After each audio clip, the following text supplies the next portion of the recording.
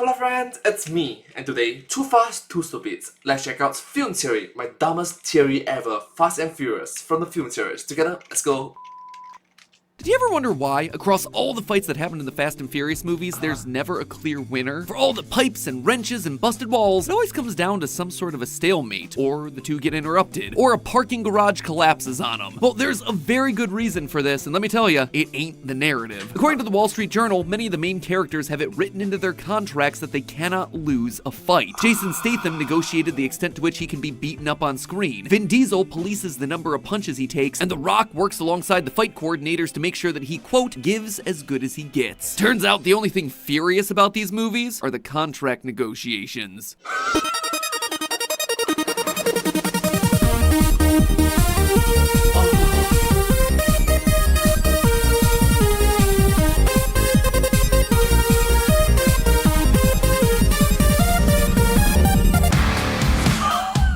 The film and the tears. Oh my gosh, I like this standard, the classic intro. Hello, Internet! Welcome to Film Theory, the show that Hello Internet, welcome to Film Theory. doesn't have friends, it has family. One of the things that I've really appreciated about hosting Film Theory specifically is that it's given me the excuse to watch a lot of stuff that I probably wouldn't have otherwise. 50 Shades of Grey, Skinamarink, the KFC telenovela. But of all the things that I've watched for the sake of research, nothing has surprised me half as much as the Fast and Furious franchise. If you were to have made a diagram of things that I'm naturally attracted to in my media diet, these movies would be clear on the other side of the map. But because I actively try to study everything without bias just to understand why so many people enjoy stuff, I finally It's good. sat down 2 years ago to binge through these things. And I gotta say, I was blown away. Ironically, I liked them. Sure, there were some that were better than others, but I grew to love the cringe of 3, the spectacle of 5, the emotional send-offs of 7. I couldn't believe it. I became an unabashed fan of the Fast franchise. So much so that I was hyped when promos for Fast 10 came out, and then promptly disappointed when the movie was just kinda meh. But these movies, more than anything else that I've covered on this channel, reminded me to keep an open mind, and to constantly be exposing myself to new things that might not initially be to my taste because, hey, who knows, you might just end up liking it. And that's why I'm doing a theory about it today. Because trust me, it ain't for the fews, my friends. This one is not gonna perform. This and the Whose Line Is It Anyway episode, they're examples of selfish content at their finest. So how do you celebrate a dumb action franchise where people Tarzan swing with cars? Well, a dumb franchise deserves itself a dumb theory. And you see, that's the other reason this episode exists. I've been so busy doing such serious stuff in my final days on these channels, exposing AI propaganda, giving up sugar and caffeine, reconnecting with family recipes, and analyzing Hello Neighbor frame by frame, that there hasn't been any room for a dumb episode. Just a dumb, silly willy, stupid episode that no one asked for and that literally no one cares about. I'm talking about something so dumb that it rivals my video essay on Deadpool being Ernest Hemingway. Oh, by the way, Lee, with Deadpool and Wolverine coming up later this year, you might want to revisit it. Nah, Matt, I'm not doing that. Sure, you're lost. Anyway, it was while I was watching Vin Diesel racing a bomb through the streets of Rome towards the Vatican that it finally struck me. We see a lot of cars in this franchise, and they are driving literally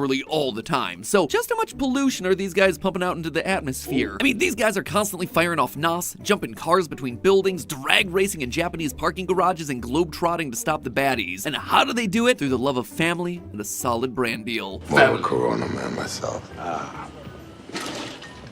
But while family may be enough to take down hacker terrorists trying to hijack nuclear submarines, it's not enough to patch the holes in our atmosphere. It's not going to be reducing the smog around LA. So what exactly is the carbon footprint of the Fast and Furious franchise? Are our heroes actually doing more harm than good by racing through the streets to stop these international super criminals? Fasten your seatbelts and crack open a Corona, my friends. I sat down and ran the numbers, and the answer is gonna shock you. Well, actually, that's probably not true. I don't think you care about this at all. But you know what? It may wind up being mildly interesting. So I figure we Mildly interesting.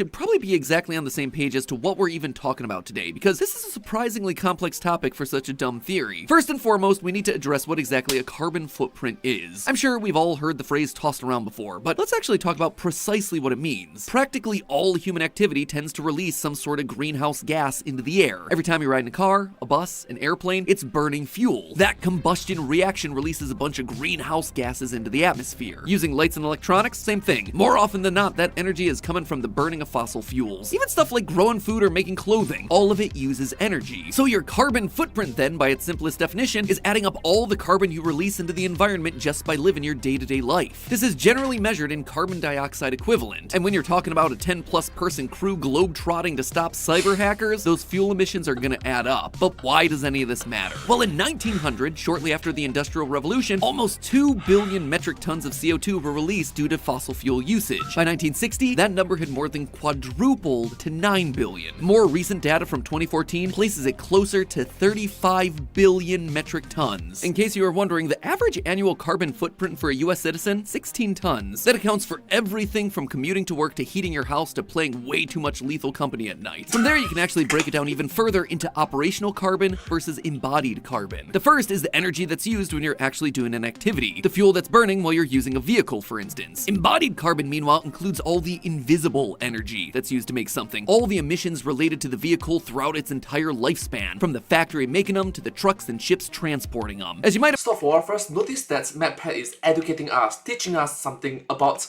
hey, in the entertaining theory, edutainment. Imagine though, trying to hunt down how every single nut and bolt came to be inside of a 2000 Honda just proved to be a bit too time consuming. So we're gonna be sticking with the broad operational carbon strokes today, where theorists are not insane. Okay, well, yeah, maybe a little bit of both. So how did we even go about doing this for the Fastiverse? Well, firstly, we split the vehicles in each film into 2 categories: motor vehicles like cars, trucks, tanks, etc., and flying vehicles like planes and jets. Then I sat down and watched every movie, identifying every major vehicle used by a main character that I could. Just for an example, Brian drove both a 1995 Mitsubishi Eclipse and a 1994 Toyota Supra MK4 in The Fast and the Furious. Then he went on and drove a 2002 Mitsubishi Lancer Evolution 7 and a 1999 Nissan Skyline GTR R34 in Too Fast, Too Furious. Both a 2002 Nissan Skyline GTR R34 and a 2009 Subaru Impreza WRX in Fast and Furious, that's the 4th one, both a 2001 Porsche GT3 RS and a 1971 Nissan Skyline GTR in Fast 5, a 1970 Ford Escort RS 1600, a 2010 Nissan GTR R35, and an Alfa Romeo Giulietta in Fast and Furious 6, as well as a 2012 Nissan GTR, Subaru Impreza WRX STI, Toyota Supra MK4, and the coolest one of all, a 2013 Chrysler Town & Country minivan in Furious 7. Obviously, I'm not gonna list this out for every single character, but you get the point. We did our research. We did this for every single car that every main character drives. We then pulled the specs on each of them so we could find out their fuel capacity and gas tank size. That way I could calculate roughly how much CO2 they were emitting. For larger scenes that have a ton of cars in them, such as the first race in The Fast and the Furious, as well as the car melee from Too Fast, Too Furious, we assigned them either a 13-gallon tank if they were clearly a car, or a 16-gallon tank if they were clearly a truck, the average tank sizes for both those vehicles. Believe me, I would have tracked down the specs for each and every one of those cars if I could, but it's kind of difficult identifying exactly which cars are being used in some of these scenes when there's only like 8 pixels of them in frame, or we only see part of the hood of the car in like the corner of the screen. Then, once we were finished with all of that, we rinsed and repeated the entire process with the jets and the planes. Finally, we used online tools like I'm just a stupid idea here. I'm gonna guess the cars is not so pollutive in comparison to the private jets. The private jets burns a lot more. Just a random guess, you know. Google Maps and airline services to figure out the distances driven or flown, as well as the number of hours each vehicle was in operation. So with all of that being said, let's start with the cars, shall we? To calculate how much CO2 our heroes blasted into the atmosphere with their races and... I'm not hearing anything. Give me a while. I think my earpiece got disconnected. No, they're still disconnected. Pairing. Give me a while. Connected, yeah. heists, it turned to the United... Alright, cool. Let's go back 20 seconds ago. In frame, or we only see part of the hood of the car in like the corner of the screen. Then, once we were finished... I'm so sorry for the interruptions. Please forgive me. With all of that, we rinsed and repeated the entire process with the jets and the planes. Finally, we used online tools like Google Maps and airline services to figure out the distances driven or flown, as well as the number of hours each vehicle was in operation. So with all of that being said, let's start with the cars, shall we? To calculate how much CO2 our heroes blasted into the atmosphere with their races and heists, it turned to the United States Environmental Protection Agency. According to the EPA, with every gallon of gasoline you burn to run your car, about 8,887 grams of carbon dioxide is created and released. released. So if your gas tank holds 13 gallons of gas, then it generates just over 115 kilograms of CO2, equaling out to roughly 0.115 metric tons of carbon dioxide released out into the atmosphere. Remember, that is for the entire tank gas. It would take you burning through almost 140 full tanks of gas to break into the US average of 16 tons for the entire year. So with all of those numbers in mind, just how big of a footprint did the cars of the Fast and Furious heroes leave in their wake? Well, believe it or not, but the franchise comes out of the gate swinging when it comes to CO2 pollution just from cars. The very first movie basically opens and closes with street races. It features multiple truck robberies, Vin Diesel fleeing the country via car, and a giant racing tournament called Race Wars. Yeah, it was released in 2001, and it certainly shows. In total, by our calculations, 139.65 metric tons of CO2 were released during this film. To make that number a bit more tangible, a typical round-trip flight between New York and London releases 2 metric tons of CO2 per passenger. So you'd be looking at 70 flights worth of CO2 in this one movie alone. That is insane. Or you could consider this. Powering a mid-sized house for 3 years, it emits roughly 2 tons of CO2. So again, those cars from the first movie are producing 70 times that amount in just one film. All these numbers, they're kind of ridiculous. And again, we are still just talking about the first movie. Interestingly, Too Fast, Too Furious features significantly less carbon pollution, despite Roman and Brian speeding all throughout South Florida trying to stop a drug kingpin. Though it does feature a whopping 61 aggressive gear shifts and pedal stomps, as well as Brian sending a 1969 Yenko Camaro SYC off of a pier and onto a yacht, the total emissions for our heroes' cars is just 21.4 metric tons. See, this one surprised me because the movie actually has a short film prequel on the DVD extras. It shows Brian driving all the way from Los Angeles to Miami. I was kind of expecting that to inflate the total emissions by a good amount, but nope, the overall emissions from a trip didn't make that much of an impact. Speaking of numbers being smaller than you'd expect, despite the third movie, Tokyo Drift, featuring the most time racing, 15 minutes and 10 seconds, the emissions from the heroes are actually the smallest of all the films by far, with a mere 3.59 metric tons of CO2 emitted. I credit this to a couple of things. First, despite spending the most time on the races, there are only 5 real ones throughout the entire film. The rest of the film is just spent on character drama. Why don't you nice boys let your cars do the talking? I only race for pink slips. How about me? Winner gets me. Yeah, it released in 2006, and it's Nearly 20 years ago. Okay, 18 years ago. certainly shows. Also, I recognize that this is now the second time that I've used that excuse in this video, and spoiler alert, it probably won't be the last. Anyway, part 3 of the saga just featured fewer cars in the actual races. Most of them were just one-on-one because of the tighter venues in the streets, parking garages, and mountains of Tokyo. The spectacle of this film was all about the drifting and not about the sheer volume of vehicles that were being driven around. But after 2 movies that were light on the carbon emissions, 2009's Fast and Furious seriously made up for some lost time. In the film's cold open heist, literally within the opening seconds of this thing, Dom and his crew steal 2 gas tankers and accidentally blow up a third. Fuel tankers this size typically hold somewhere around 6,000 gallons of gas. This means that Letty and the crew distributed 12,000 gallons of gas to fellow drivers throughout the Dominican Republic, and then an additional 6,000 gallons of gas just burned up right there in the mountains instantaneously. Those Recognize that it's the opening scene. 3 tankers alone were responsible for unleashing around 160 metric tons of CO2 into the atmosphere, 10 times what the average American is going to emit throughout an entire year. Add in an additional 21.4 metric tons from the general racing and driving from the rest of the movie, and part 4 creates a new high for the series at 184.1 metric tons of CO2, roughly the equivalent of 90 round trips between New York and London. And then from here, well, the emissions from the cars in the franchise actually plummet, as the Fast franchise shifts more into globe-trotting spy thriller spectacle than its racing roots. That's not to say that there aren't plenty of ridiculous moments involving cars. Fast and Furious 6's runway chase is the scene that has the cars going the fastest for the longest, as Dom and the crew chase an airplane taken off for 13 minutes straight, going roughly 120 miles per hour the entire time. Fun fact about that means that this runway would have needed to have been about 26 miles long, 42 kilometers. For comparison, the longest runway in the world is Shigatse Peace Airport in China, coming in at a mere 3 miles, just 5,000 meters. In short, Fast 6's runway here would have had to have been 10 times the length of the longest runway in the world. Like I said, these movies, they're probably dumber than this theory, which, is saying a lot. Hey, Mia, you better hide your baby or... You better hide that big ass forehead. Legit though, that is a great line. The only other way to liven up that barbecue would have been to use a different grill. Seriously, Roman, what are you doing, man? Never use a charcoal grill to make hot dogs? Over on Food Theory, I actually talked about all the best and worst ways to grill your meat, and the answers may surprise you. I know Food theory. But hey, that's just a theory. A food theory. Bon appetit. wasn't expecting our conclusions. You can watch that video right now by clicking the link at the top of the description. You're gonna be so prepared for that next barbecue that your family is gonna be talking about it on road trips and vacations for decades. Speaking of long drives, Fast 5 actually features the single longest driving distance across the entire franchise. Mia and Dom travel from Los Angeles to Rio de Janeiro in a 2003 Acura NSX, and then the 1971 Nissan Skyline GTR. We should also probably mention that they get Dom's Dodge Charger to South America as well. This single 6,000 plus mile trip consumed at least 531 gallons of gas, resulting in the release of 3.6 metric tons of CO2 just from these two characters getting to Rio. That one trip is more than the entirety of what we saw the heroes do in Tokyo Drift. And while Furious 7 certainly featured some memorable car stunts, especially Dom and Brian driving between buildings in Abu Dhabi, as you might imagine, the actual carbon emissions of that stunt were fairly low, since, you know, there's not a whole lot of driving happening there. Just a lot. Yeah, cars don't fly.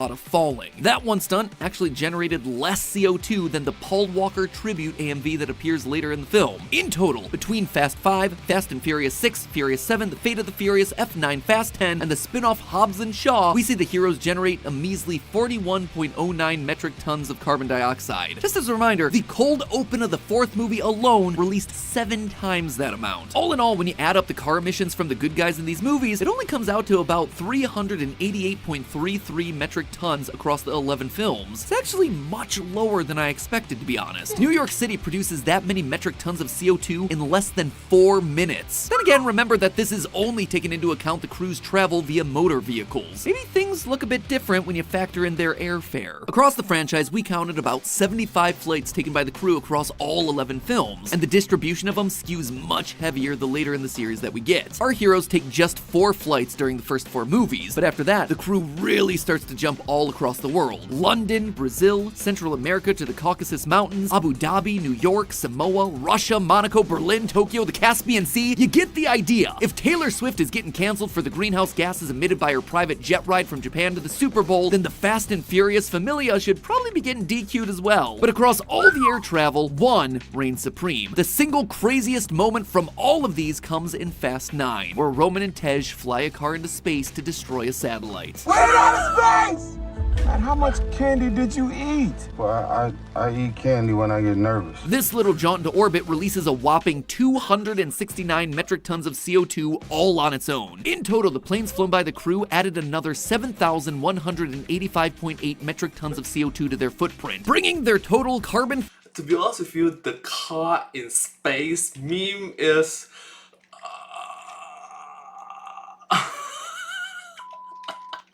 footprint to a whopping, drumroll please,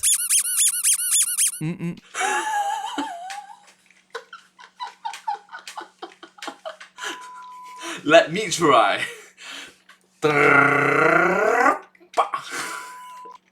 terrible as always. Wouldn't have it any other way, Yossi. 7,573.98 metric tons of CO2. To translate that number into something that actually has meaning, it would take an average American over 473 years to match that amount of CO2 output. But the total did make me wonder, who's the real eco-villain here? The heroes or the bad guys? Well, I ran the numbers for the villains as well. And believe it or not, but the antagonists that they're fighting against in these movies, especially later in the franchise, they release way more carbon than our heroes ever do. For example, in Hobbs and Shaw, the big bad Etion transports an entire army from the UK to Samoa. Dante from Fast X travels the world in his cargo airplanes, while F9 sees its villain sending a satellite into space via a rocket with 2 massive boosters on it. Based on researching SpaceX flights, these 2 boosters here unleashed somewhere around 928 metric tons of CO2, almost 4 times as much as Tej and Roman's space flights. And while all of these are certainly significant contributors to the carbon totals, they are nothing compared to the worst carbon offender of the entire series, Charlize Theron's Cypher from The Fate of the Furious. See, Cypher spends all of her time in a mobile workstation, riding in a modified Boeing 787, which only lands to refuel before immediately taken back off into the sky. There's no way of knowing exactly how much time passes in this film. Trust me, we tried. But considering all the travel and political extradition that our heroes face throughout its runtime, I estimate that it has to be at minimum 10 days. Since a 787 holds about 33.53 1,000 gallons of aviation fuel. That means that Cypher is dumping over 3,200 metric tons of CO2 into the atmosphere just in this one movie, and that's just during the time that we see her on screen. This isn't taking into account all of Cypher's travels before the events of Fate of the Furious. In total, the villains spew out 10,213.06 metric tons of CO2. And just to make sure that we're dotting our I's and crossing our T's here, that makes the total carbon footprint for the entire Fast franchise, both its heroes and its villains, to be a whopping 17,787.04 metric tons. And while that might seem like a massive amount, when you put it in perspective, it's really not. After doing all the math, the total carbon footprint of the vehicles across this entire franchise is still less than what New York City generates in 3 hours. That's 17,000 metric tons. It's just slightly more than what enters our atmosphere every minute of every day. It would take a single person over 1,000 years to hit that mark. And that, I think, is the true lesson to take away from all this. Just the sheer volume of greenhouse gases produced by our society right now, and the real percentage that you as an individual is actually contributing. Don't get me wrong, whether you're Joe Schmo just going to work or Dominic Toretto trying to stop cyber terrorists from hurting your familia, watching your carbon footprint is a great thing. And collectively, we can make a difference, but it is a small difference when you look at the data. Rewind back to the statistics that I was citing before. Sure, a bunch of muscle cars might be pumping out CO2, but the same as 70 or even 90 round-trip transatlantic flights, that statistic that I kept citing over and over again, that seemed like a weird and vastly overestimated comparison to me. And yet, that was the stat that the websites kept spitting back to me over and over again. But something about those numbers felt off, so I kept digging. And you know what I found? Discussions around carbon footprints are really vague and confusing. Look at the way this website frames it. A round-trip flight from New York to London is 2 metric tons of carbon dioxide per passenger. And this is common. Whenever you look up carbon footprint statistics, it's always targeted specifically at you, personally. It's your house, your travel, your problem. But the real problem here is the plane itself. That plane from New York to London, it is dumping 83 metric tons of CO2 out there regardless of whether you're on it or not. On average, there are... Pat makes a very good point. It's like trying to victimize, it's trying to point fingers. It's trying to say that you are the problem, I am the problem, we are the problem, but, and it's a very strong but, it's the system's fault. The system is the problem, not just us humans. Yes, humans created these problems, but if you phrase it that way, that we are wrong, it neglects the fact that the system is even more wrong, you know. Are just under 10,000 planes in the sky at any given time. Your 16 metric tons of CO2 per year, it is a fraction of a drop in that bucket. And yet, the companies out there are constantly passing the blame onto you. Do a search online for constantly putting the blame onto you, onto me, onto everyone. The average folks. Top CO2 emitting, and you see the top autocomplete results are for celebrities and countries. You know who you don't see in that autocomplete list? Companies. When they're really the ones with the actual power and responsibility of making impactful, lasting changes. In the end, the numbers doesn't lie, but it can be misguided, misleading. It can be a biased number, but numbers will still be there, just be hidden from the public eye. Dom and the family, they're not just a bunch of car thieves fighting for justice. Seriously, go back and watch. You'll see that Dom and the gang really just want to live peaceful, non-polluting lives hanging out in their backyard barbecues. In family. and Furious 6, the main characters have pretty much settled down on the Canary Islands, living low-key lives that don't involve spewing tons of carbon into the atmosphere. In Furious 7, they're back in Los Angeles again trying to live normal lives. Brian even got himself a responsible minivan. What's that tell ya? In F8, Dom and Letty are relaxing in Cuba. Furious 9, they've settled down on a ranch. And in Fast X, they've rebuilt their LA house and are just trying to be parents. Uncle John Cena even does his best to be environmentally friendly by busting out a personal aircraft that could be powered by just 3 shooters of vodka that he got on a plane. These guys are not just warriors, they are eco-warriors, taking down bad guys polluting our oceans, our skies, and our roads. Kinda like a modern-day, very mumbly voiced Captain Planet. I bet they'll even responsibly recycle their Corona bottles. But hey, that's just a theory. When you pull up to the functions with Budweiser instead of Corona. Ooh. A film theory. And cut. If you want another Fast and Furious theory right now, I actually did one a couple years ago dissecting the franchise to figure out exactly which of the movies is the fastest and which one is the most furious. Or if you need some help translating Vin Diesel, go check out our theory on how to speak Groot, probably the single best role he's ever played. Regardless, I'll see you all next week with the return of one of my all-time favorite animated franchises. Bro, Vin Diesel only said 3 words in I am Groot. Well, anyways, I hope you find this video quite interesting to watch, but hey, that's just a theory. A film theory, and cut! And I hope to see you all in my next video. Thank you so much. Subscribe!